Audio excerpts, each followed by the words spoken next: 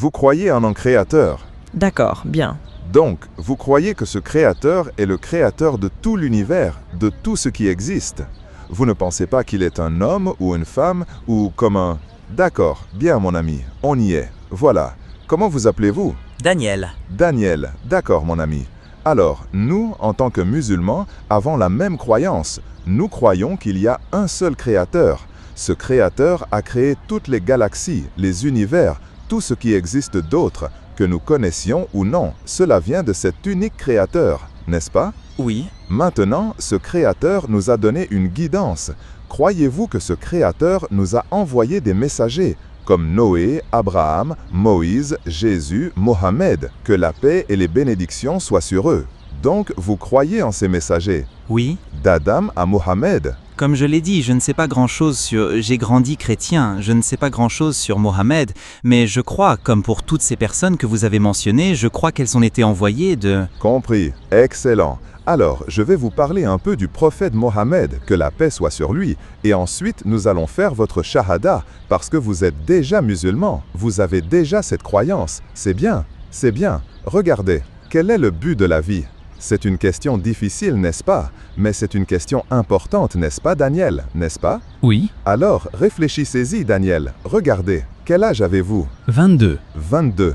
22 ans de votre vie, vous vous inquiétez pour l'argent, le travail, l'école, la famille, si les gens vous aiment ou non. Ce sont les choses qui préoccupent les gens, n'est-ce pas? Oui. Mais à la fin de la journée, quand chacun d'entre nous, notre vie va se terminer, n'est-ce pas? Et quand cette mort viendra à nous, qu'est-ce que l'argent va faire pour vous? Rien. Avez-vous déjà vu quelqu'un se faire enterrer? Oui. Moi, oui. J'ai enterré mes propres amis, n'est-ce pas? Quand j'étais au lycée, certains d'entre eux se sont fait tirer dessus, certains se sont fait poignarder, certains ont eu des accidents, peu importe, n'est-ce pas? Tout cet argent qu'ils avaient, la célébrité qu'ils pouvaient avoir, les filles ou si c'était des filles, peu importe, les petits amis, les maris, quoi que ce soit, rien de tout cela n'est allé dans la tombe avec eux, n'est-ce pas? Quand vous avez enterré quelqu'un, avez-vous pensé, d'accord, combien d'argent avez-vous sur le compte en banque? Ça n'avait pas d'importance, n'est-ce pas? C'est pourquoi c'est si important, Daniel. Vous n'êtes pas venu ici par accident. Allah vous a amené ici. Ce n'était pas une coïncidence, rien n'est une coïncidence. C'est écrit pour vous, n'est-ce pas? Mais maintenant, vous avez un choix. Vous savez dans votre cœur qu'il n'y a qu'un seul créateur. Vous savez que ce créateur n'est pas un homme, n'est pas quelqu'un qui mange et dort et se fait tuer et des choses comme ça. Vous savez cela. Vous savez que ce créateur n'est pas un singe, n'est pas un chien, n'est pas un animal spirituel qui, vous savez, a des couleurs arc-en-ciel et toutes ces bizarreries que les gens imaginent, n'est-ce pas? Vous savez que ce créateur est au-dessus de tout cela. Dans le Coran, il est dit « Laïsa kamithlihi shay ». Il n'y a rien de comparable à ce créateur. Ce que nous savons de lui à travers son livre, nous y croyons.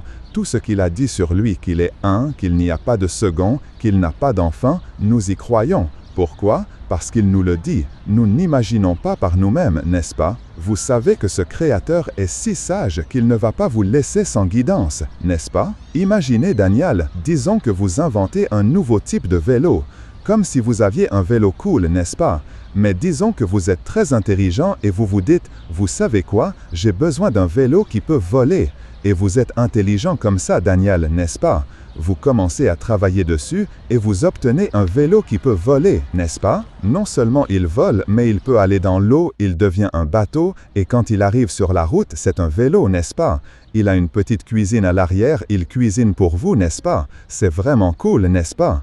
Vous êtes si intelligent que vous inventez ça, mais vous savez que ce vélo a certaines instructions, n'est-ce pas? Par exemple, si les gens mettent de l'essence ordinaire dedans, il va exploser parce qu'il ne prend pas d'essence, n'est-ce pas? Alors, qu'allez-vous faire? Vous allez envoyer des instructions, n'est-ce pas? D'accord. Je viens d'acheter une paire de lunettes et il y avait des instructions avec, vous savez. Je vois où vous voulez en venir. Vous voyez où je veux en venir, n'est-ce pas? Donc, ce Créateur va nous envoyer une guidance. Oui, certainement. Vous croyez cela, je crois cela. Vous êtes musulman, mon ami. Je vous le dis, mon ami. On y est, n'est-ce pas? C'est quelque chose, désolé de vous interrompre, Allez-y. c'est quelque chose que je lui disais, vous savez, c'est comme toute ma vie, j'ai grandi en lisant la Bible juive. Waouh! C'était avant ma naissance. Vous savez, mon père, je ne l'ai jamais bien connu, mais je sais juste qu'il me lisait beaucoup de versets de la Bible. Bien. Je ne l'ai jamais vraiment bien connu, mais en grandissant avec ma mère, vous savez, elle était très religieuse, alors elle m'a toujours appris toutes ces choses. Donc, j'ai pratiquement grandi en étudiant la Bible. Je comprends. Cool. Et je crois beaucoup en elle, vous savez. Et je lui disais, vous savez, c'est comme j'essaie de suivre du mieux que je peux. La seule chose, c'est que, comme toute la religion, c'est quelque chose avec la... Je ne l'ai jamais vraiment bien connue. Mais en grandissant avec ma mère, vous savez, elle était très religieuse, alors elle m'a toujours appris toutes ces choses. Donc, j'ai pratiquement grandi en étudiant la Bible. Je comprends. Cool. Et je crois beaucoup en elle, vous savez. Et je lui disais, vous savez, c'est comme j'essaie de suivre du mieux que je peux. La seule chose, c'est que comme toute la religion, c'est quelque chose avec quoi je ne me suis jamais vraiment senti à l'aise. Je suis d'accord avec vous. Vous savez pourquoi? Parce que les gens ont inventé des choses et les ont introduites dans la religion. Parce qu'il y avait toujours comme...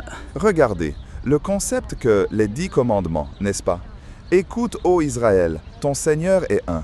Vous êtes en phase avec ça. Vous le sentez. Vous vous dites, ça a du sens. Mais ensuite, quand ils disent, il faut porter des hauts de forme et de grandes vestes, et vous savez, porter des petits glands et prendre un poulet vivant sur la tête, comme certaines pratiques juives aujourd'hui, vous vous dites, ce n'est pas le truc de Moïse, ce n'est pas David, ce n'est pas vrai. Je ne savais pas ça. Ouais, c'est fou. Cherchez sur Google, n'est-ce pas? Ils ont cette pratique, les Juifs. Ils prennent un poulet vivant et ils le mettent en quelque sorte sur leur tête pour obtenir le pardon des péchés ou quelque chose comme ça. Mais Moïse n'a pas fait ça. David n'a pas fait ça. Ce n'est pas dans la Torah. Donc, vous voyez, les gens ont inventé beaucoup de ces choses, n'est-ce pas?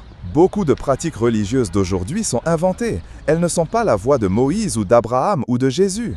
Par exemple, pensez à ceci.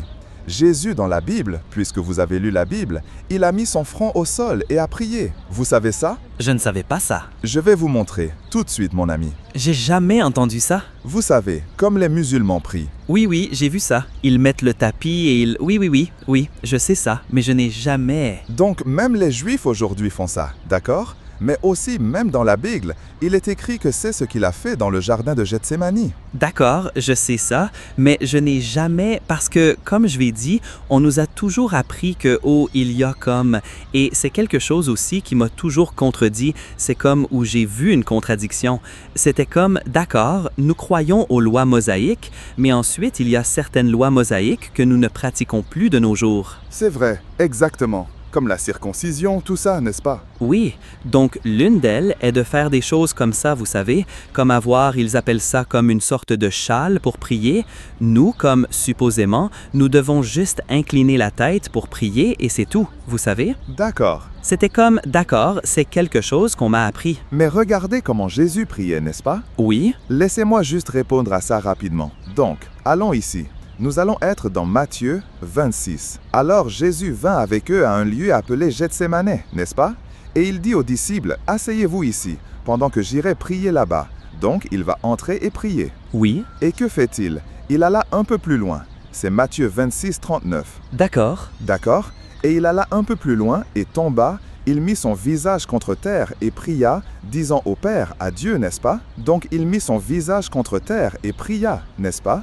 Vous avez vu comment, plus tôt, je ne sais pas si vous avez vu, je priais, ou vous nous verrez prier plus tard. Vous l'avez vu, n'est-ce pas? oui. Donc nous prions de la même manière dont Jésus priait. Si vous regardez dans l'Ancien Testament, vous trouverez Abraham, Moïse, d'autres qui priaient de la même manière. Ils mettaient leur front au sol, ils priaient. Mais aujourd'hui, vous allez à l'église, voyez-vous cela? C'est ce que je lui disais. Nous avons été, mais on nous a juste appris, vous savez, à baisser la tête et c'est tout, vous savez? En tant que musulmans, nous sommes les vrais disciples de Jésus. Nous suivons son vrai message. Par exemple, que disent les chrétiens à propos de Jésus? Que disent-ils de lui? Eh bien, vous savez qu'il est le Fils de Dieu. Ils disent qu'il est le Fils de Dieu. Vous avez lu la Bible, mais je vais vous montrer quelque chose dans la Bible, même si beaucoup de cela est juste inventé par eux, mais certaines choses de la vérité sont toujours là. Ils ne peuvent pas le cacher, n'est-ce pas? Oui, Et le Dieu, ceci est selon les chrétiens, selon le Nouveau Testament, Actes 3, 13. Et le Dieu d'Abraham, Jésus leur dit, et le Dieu d'Abraham, d'Isaac et de Jacob, le Dieu de nos pères, a glorifié son serviteur Jésus. Que dit-il? Le Dieu d'Abraham et de Jacob, l'unique Dieu, l'unique Allah, a glorifié, n'est-ce pas? Et a glorifié son serviteur Jésus, pas son Fils, pas lui-même, son serviteur Jésus, que vous avez livré. Alors maintenant, est-il le serviteur de Dieu ou est-il Dieu, n'est-ce pas? N'est-ce pas? Oui, oui, il n'est pas Dieu. Il n'est pas Dieu. Vous êtes musulman, mon frère. Vous êtes musulman. Vous y êtes. Oui, parce qu'ils disent toujours, vous savez, oh Dieu, Jésus et le Saint-Esprit ne font qu'un. C'est ça. Et c'est comme, Mais encore une fois, ils ne le peuvent pas. Parce que, ils ne le peuvent pas. mon ami, tu es musulman, mon frère. Daniel, où étais-tu passé? Je crois que le Saint-Esprit, enfin, d'après ce qu'on m'a appris, le Saint-Esprit est une chose réelle, mais ce n'est pas Dieu. C'est ça. Jésus n'est pas Dieu non plus. Voilà, mon ami. C'est comme s'il n'y en avait qu'un. Je sais qu'il n'y en a qu'un qui... D'accord. Maintenant, nous croyons en Jésus. Mhm. Nous croyons en Moïse, nous croyons en Abraham, mais nous savons qu'il devait y avoir le dernier messager à venir. Le Coran nous le dit. Ce dernier messager est le prophète Mohammed. Que la paix et les bénédictions soient sur tous les messagers. Nous les aimons tous. Oui, Comme vous voyez des gens manquer de respect à Mohammed, que la paix soit sur lui, ou certains juifs parler mal de Jésus, que la paix soit sur lui, musulmans, nous les aimons tous. Nous aimons Moïse, nous aimons Abraham, nous aimons David, nous aimons Jésus, nous aimons Mohammed. Nous disons paix et bénédiction sur eux tous, n'est-ce pas? Ce dernier messager a apporté le Coran. Vous avez un Coran? oui, j'en ai un. Vous en avez un. Bien, n'est-ce pas? Ceci était le dernier testament, n'est-ce pas? Le dernier message. Et il l'a apporté même s'il ne savait ni lire ni écrire. Maintenant, imaginez, n'est-ce pas? Si je vous dis que ce frère ne sait ni lire ni écrire, mais il a un livre en anglais qu'aucun auteur anglais ne peut réfuter, ne diriez-vous pas, comment est-ce possible? S'il ne sait ni lire ni écrire, comment pourrait-il? Comment pourrait-il écrire un livre? Exactement. Donc le prophète Mohammed, que la paix et les bénédictions soient sur lui, il ne savait ni lire ni écrire, mais Allah lui a révélé le Coran. Il récitait le Coran et les compagnons le mémorisaient et l'écrivaient. Et puis les poètes arabes, qui étaient les excellents comme les maîtres de la langue arabe, on leur a dit « Si vous pouvez apporter un livre comme celui-ci », et ils ne pouvaient pas. Apporter un chapitre comme celui-ci, apporter quelques versets comme celui-ci, ils ne pouvaient pas. Pourquoi? Parce que c'était divin, n'est-ce pas? Le Coran, je vais vous montrer quelques petites choses dans le Coran. Maintenant, regardez ça, n'est-ce pas? Ceci est le Coran maintenant. Et vous en avez un à la maison, donc vous pouvez le lire, n'est-ce pas? Dans le 25e chapitre, dans le 53e verset. Dans le 53e verset, n'est-ce pas? Et c'est lui qui a fait confluer les deux masses d'eau, l'une douce et agréable, et l'autre salée et amère, et a placé entre elles une barrière qu'elles ne peuvent franchir. Maintenant, l'eau douce et l'eau salée.